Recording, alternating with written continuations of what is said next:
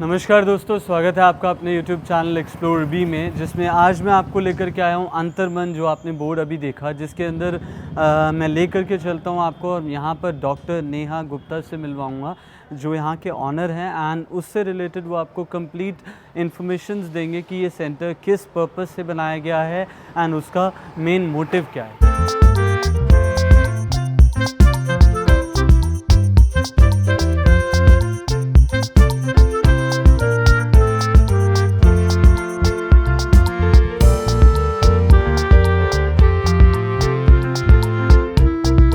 Channel ma'am, thank you so much for being a part of this video. So आगे बढ़ते हुए, जो मैंने अभी तक देखा, there is a name to this center जो आपने रखा हुआ है। तो आप प्लीज़ एक बार बताएं मुझे कि what was the thought behind this unique name. Hi Avinash, thank you so much for asking this question. Very few people ask me this question कि आपने इसका नाम अंतर्मन क्यों रखा है। See, what I feel, अंतर्मन means concise, your inner voice, जिसको हम अंतर चेतन भी कहते हैं। तो आपकी जब तक हम अंदर की आवाज़ नहीं सुनेंगे या फिर हम लोग उसको नहीं परखेंगे तो मेरा काम अधूरा है। सो माई नेम अंतर्मन, healthy mind and body, relates to it that we help you internally with the mind and your body also. Okay, my second question towards it would be कि आपने व्हाट ऑल सेगमेंट्स थेरेपीज़, जो मेरे को अभी तक knowledge है आपके centre से रिलेटेड, उसमें कौन कौन सी थेरेपीज़ में आप डील करते हैं, and is it just for a age group of kids और for all of the youngsters and the adults as well? See, very nice question. So we have divided into various segments.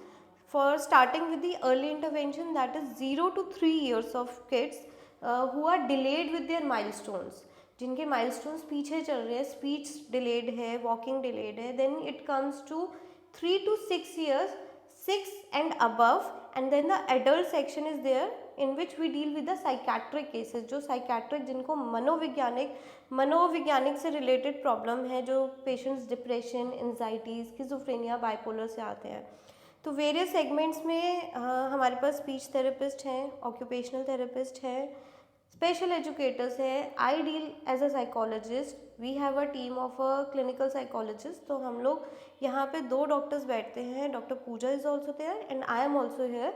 हम लोग adult plus में छोटे बच्चे जिनकी assessments करनी है, learning disability को भी हम कवर करते हैं, जिसमें बच्चों की रिपोर्ट स्कूल में जाती है, डायग्नोसिस करते हैं, आईक्यू असेसमेंट है।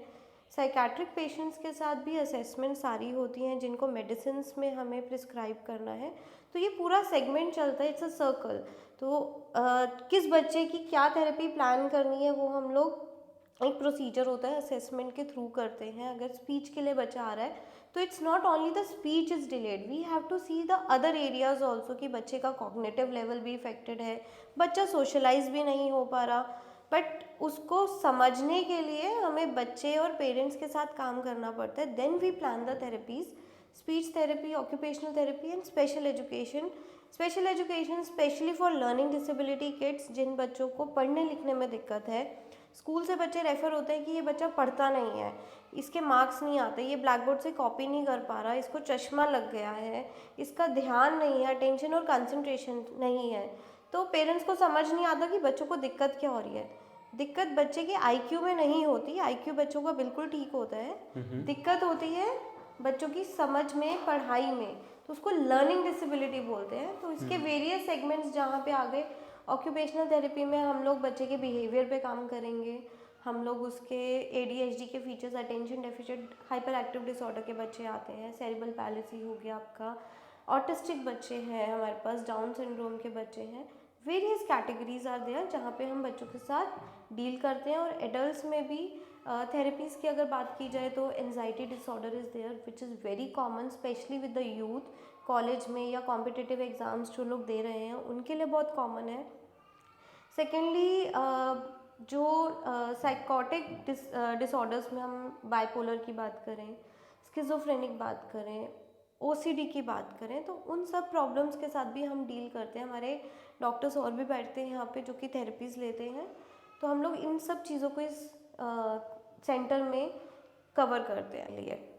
Okay, it's a major thing कि मेंटल इश्यूज को भी, मेंटल स्टेबिलिटी के लिए भी हमारे को वर्क करना चाहिए in regards to what we are going through. तो हर एक चीज़ को देखते हुए आपने इस चीज़ को यूनिकली डिफाइन करा, thank you so much for that. एक बार हम नेक्स्ट सेगमेंट में जो आपने मेरे को बताया therapies in regards to kids भी है आपके पास, तो हम वहाँ पर चल करके प्लीज़ एक बार ऑडियंस को दिखाते हैं कि क्या क्या चीज़ों में हम डील करते हैं, सो दैट कि ऑडियंस को पता लग पाए if they want to reach out to this clinic. So ma'am अभी किस सेगमेंट में हम एंड लाइक किस एरिया के अंदर हैं और इसके अंदर क्या क्या चीज़ें activities So I told you about the occupational therapy. This is an occupational setup. So we deal with the kids who are like autistic kids are there, hyperactive kids are there. So we are doing the occupational therapy here, and sometimes we do the special education also to make the child, बच्चों को relax करने के लिए, बच्चों को उनकी attention और concentration के लिए भी इन एक्टिविटीज़ की हेल्प ली जाती है, जिससे बच्चे अटेंशन और कंसंट्रेशन को बेटर करते हैं। She is Deepti, she is a special educator and OT. She can also explain the process what we, हम लोग बच्चों के साथ कैसे करते हैं। So as Neha ma'am told, I am Deepti Bisht, the special educator in Antaman Healthy Body and Mind. तो ये हमारा OT सेटअप है, ये ट्रैम्पोलिन है। बेसिकली ये जो हमारे हाइपो सेंसिटिव बच्चे होते हैं, जिनके सेंसरी लोड कम होते हैं, जो सेंसरी इश्यूज से डील नहीं कर पाते हैं, उस चीज़ में यूज़ होता है। We have the gym balls, जिनको हम थेरेपी बॉल भी कहते हैं। यहाँ पे हमारा एक चाइल्ड है जो ऑटिस्टिक है, बेसिकली उसके सेंसरी इश्यूज पे काम किया जा रहा है। दिस इज सेंसरी सैंड, जिससे काम डाउन हो सकते हैं बच्चे के sensory overload. This is also in therapy ball, जो बच्चे पे ऊपर दी जाती है सो दैट उस पे प्रेशर बने और बच्चे का सेंसरी ओवरलोड कम हो।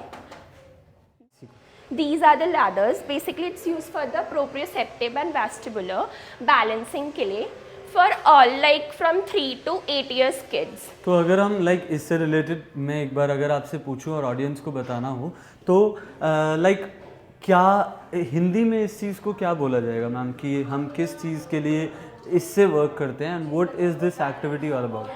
जो बच्चों को चलने में जो बच्चे गिर जाते हैं या खुद अपने आप खड़े नहीं हो पाते हैं, बैलेंस नहीं कर पाते, दे नीड अ सपोर्ट और अ असिस्टेंस। फॉर एग्जांपल दीवार से पकड़ के खड़े हो रहे हैं, बैलेंस बना सके, खड़े हो पाए इंडिपेंडेंटली। बेसिकली इसमें क्या होता है, बच्चे चलते चलते अपने आप गिर जाते हैं। जैसे हम लोग एज अ न्यूरोटिपिकल हमें पता है कि हाउ वी कैन बैलेंस, हमें छोटी छोटी चीज़ों को देख के नहीं चलना पड़ता है, पर वहीं हमारे ऑटिस्टिक ADHD किड्स इस चीज़ को नहीं समझ पाते हैं due to a neurological disorder. तब हम अपने नेक्स्ट सेगमेंट में आ रहे हैं, जिसमें हम लोग स्पीच थेरेपी और स्पेशल एजुकेशन करते हैं। तो यहाँ पर हमारे सर हैं Vikrant sir, he is a specialist in speech therapy. Welcome sir. ये यहाँ पे सेगमेंट पूरा स्पेशल एजुकेशन के लिए प्रिपेयर किया गया है। बच्चों को सिखाने के बहुत सारे तरीके होते हैं, अलग अलग तरीक़ों से बच्चों को सिखाओ तो वो जल्दी लर्न करते हैं। अब जैसे स्पीच में अगर हमारे पास कोई बच्चा आता है कि वो डिलेड है, बोल नहीं पा रहा, या फिर बोलता तो है पर रुक के बोलता है, अटक के बोलता है, तो उन एरियाज़ को कवर करने के लिए यहाँ पे डिफरेंट वेज से थेरेपी होती है। मैं आपको 2 एक्सरसाइज करके दिखाता हूँ। लाइक हम चिक्स को यहाँ से पकड़ के और इसको round clock and anti clock दोनों टाइम करेंगे। पहले हम 10 काउंट्स ऐसे करके लाइक नेक्स्ट हम 10 एंटी क्लॉक करेंगे।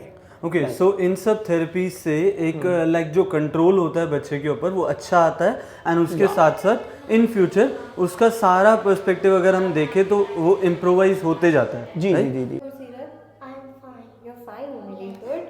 आज क्या किया? आज मैंने किया स्टडी किया। मम्मा ने आपको बताए क्वेश्चंस जो कल पूछे थे हमने आपसे? अच्छा, ये गेम खेलें, बहुत इजी सी गेम है। ये देखो यहाँ पर ना कुछ शेप्स बनी हुई हैं, हर एक शेप के अंदर एक सिंबल बना हुआ है, तो हमें सेम सिंबल सेम शेप के अंदर बनाना है। ओके, और मैं आपको उसके लिए इरेजर नहीं दूंगी, इसके रूल्स होते हैं, इरेजर नहीं मिलेगा आपको, ठीक है? यहाँ से यहाँ तक ड्रॉ करो। ये देखो इसके अंदर क्या सिंबल है, ड्रॉ करो।